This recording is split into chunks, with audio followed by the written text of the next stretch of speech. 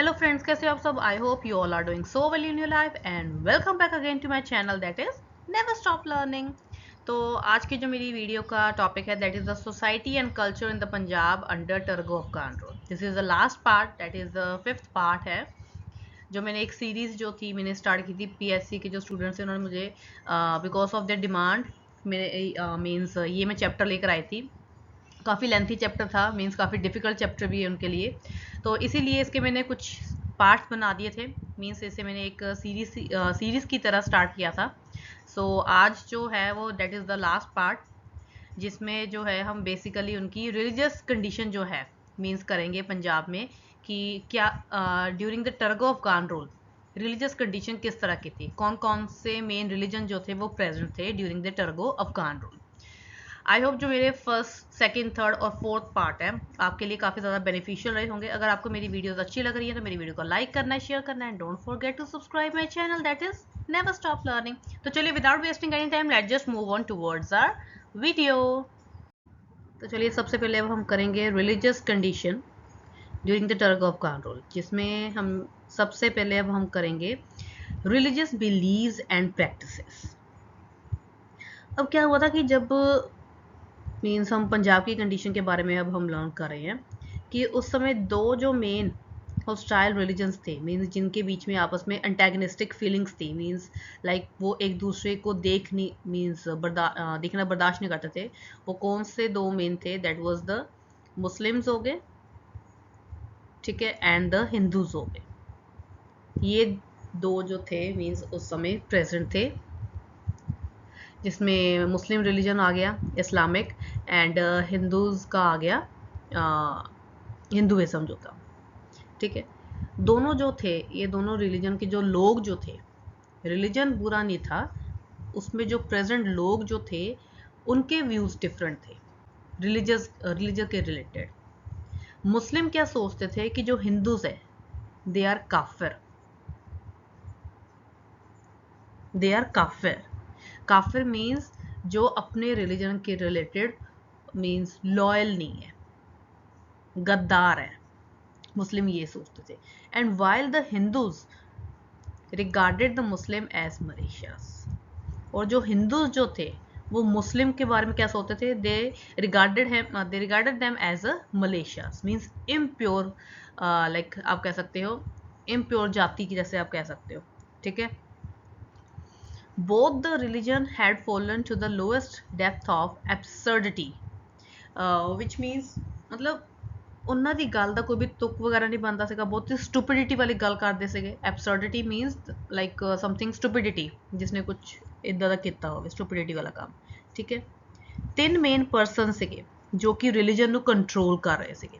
ਉਹ ਕਿਹੜੇ ਸੀਗੇ? ਇੱਕ ਤਾਂ ਹੋ ਗਏ ਕਾਜ਼ੀ, ਜਿੱਦਾਂ ਮੌਲਵੀ ਹੋ ਗਏ, ਠੀਕ ਹੈ, ਦੈਨ ਬ੍ਰਾਹਮਣਸ ਹੋ ਗਏ, and the last one is the ਯੋਗੀਜ਼।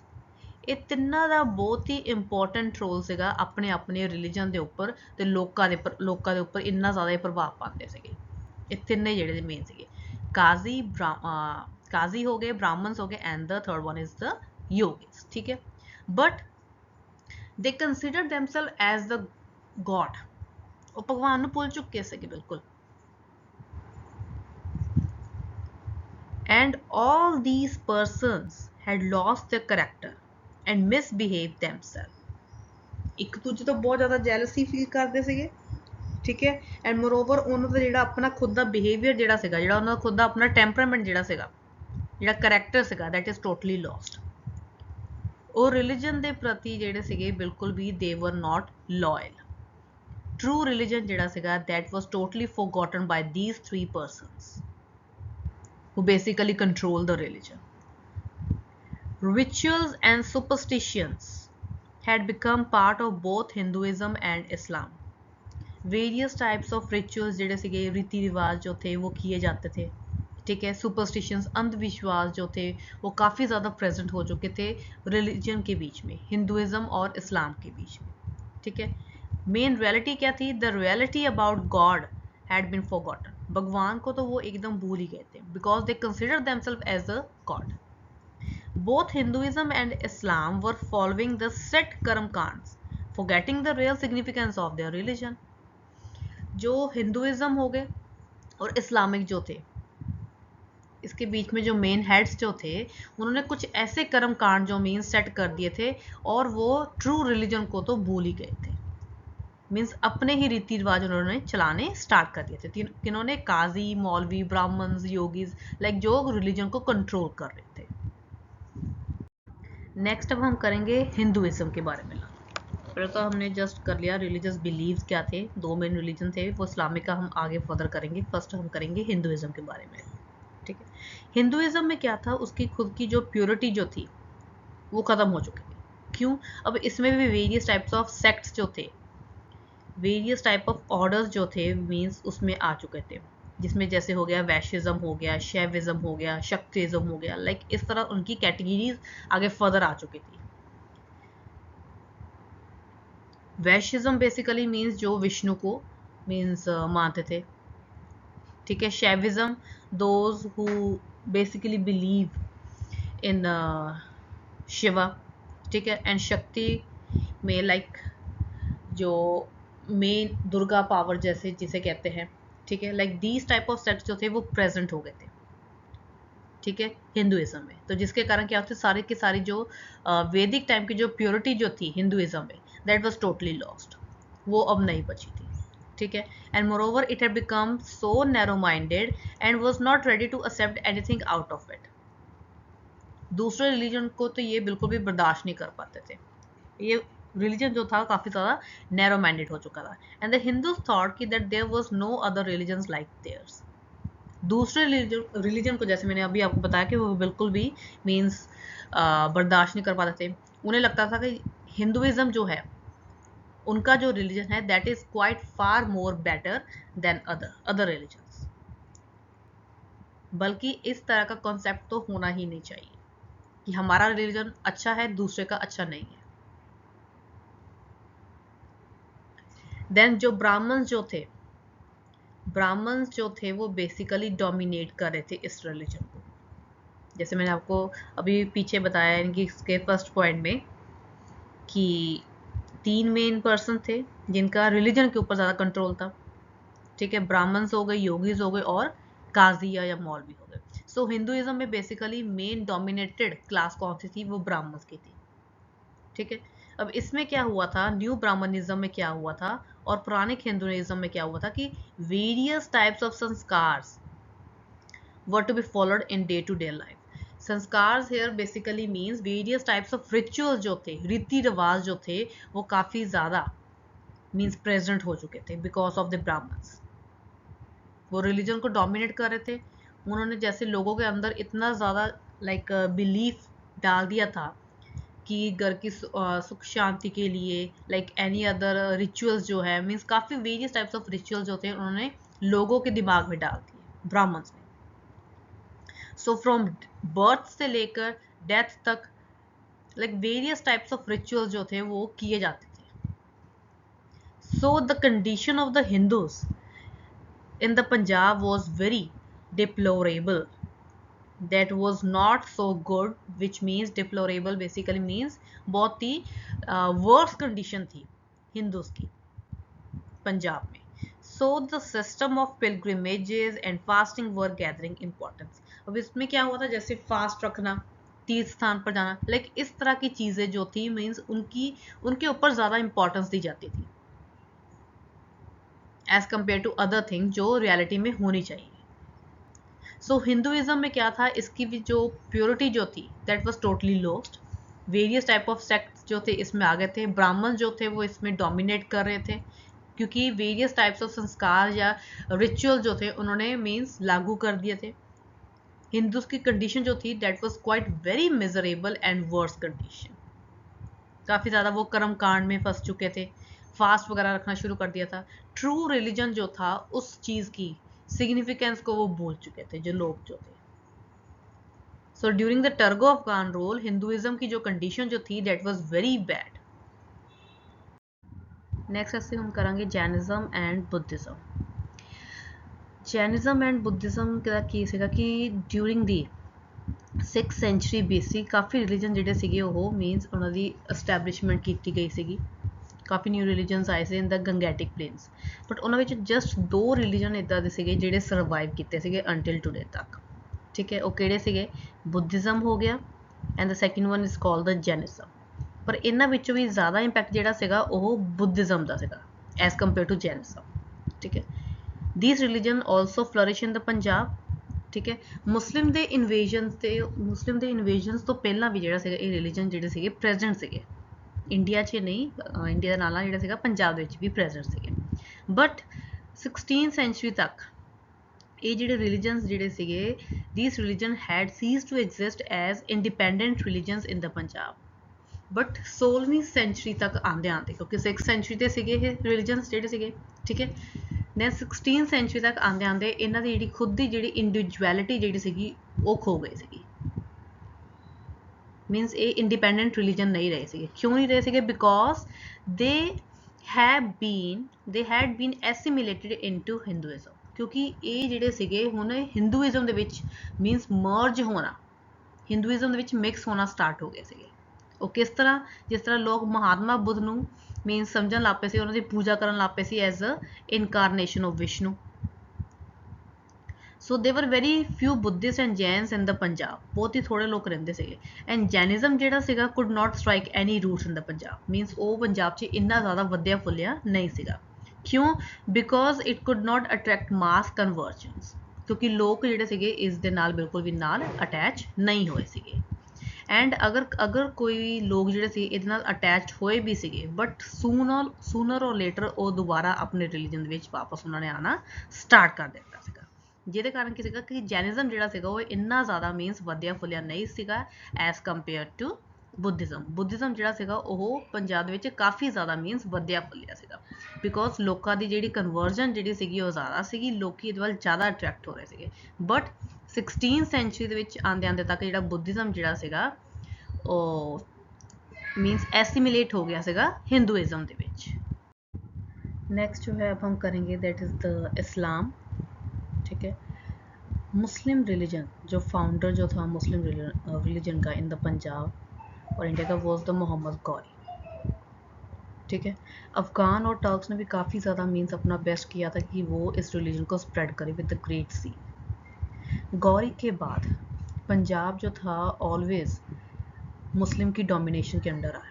कम से कम 5 सेंचुरी तक, 5 सदियों तक मुस्लिम एडमिनिस्ट्रेटर जो थे, ट्रेडर्स हो गए, वाइज पर्सन हो गए, and they had been adopting. वो उसने पंजाब को जैसे अडॉप्ट मीन्स मान लिया था कि वो उनका होम टाउन है क्योंकि 5 सदियों तक वहाँ पर वो मुस्लिम की डोमिनेशन रही थी। And the number of people ने जो था वो मुस्लिम रिलीजन में मीन्स इस्लाम में कन्वर्ट किया था। उनका नंबर जो था डेट वॉज क्वाइट लार्जर। ठीक है, इसमें सूफी शेख्स वगैरह भी आ जाते हैं जिनका बहुत ही इंपॉर्टेंट रोल रहा है।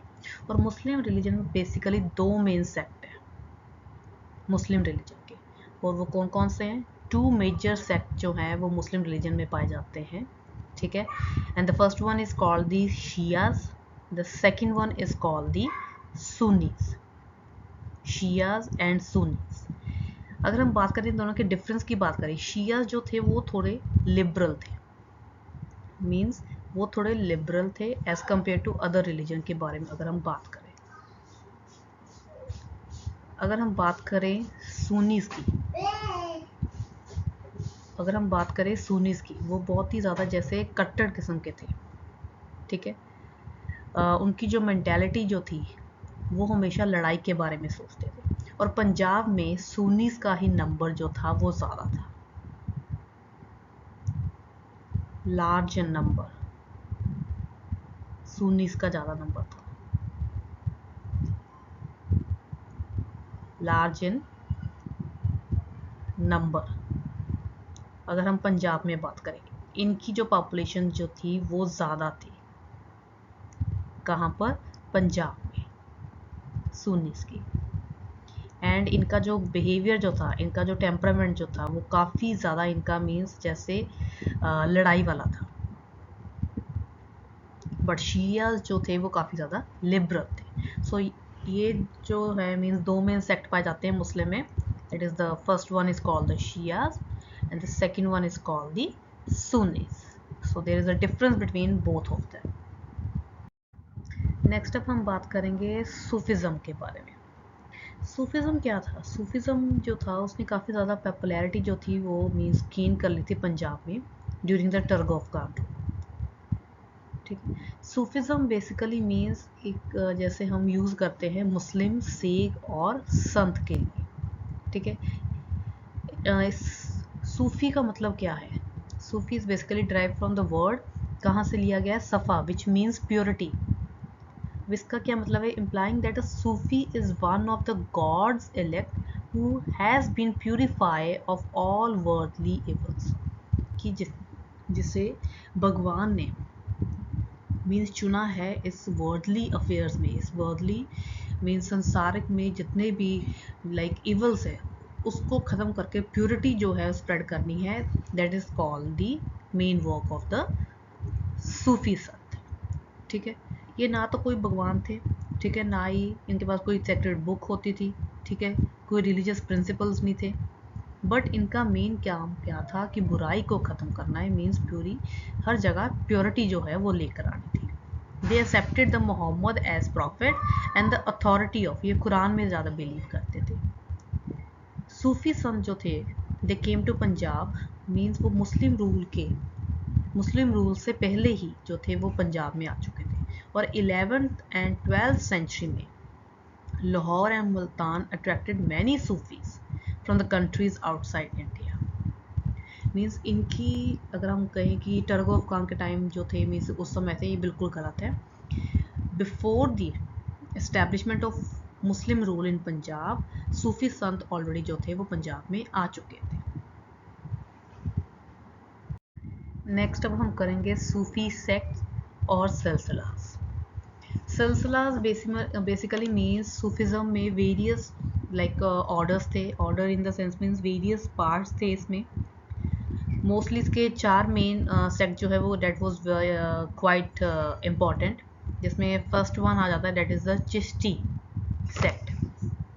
The second one is called the Suhrawardi. The third sect, the third order या third silsila is called the Qadri, and the fourth one is called the Naqshbandi.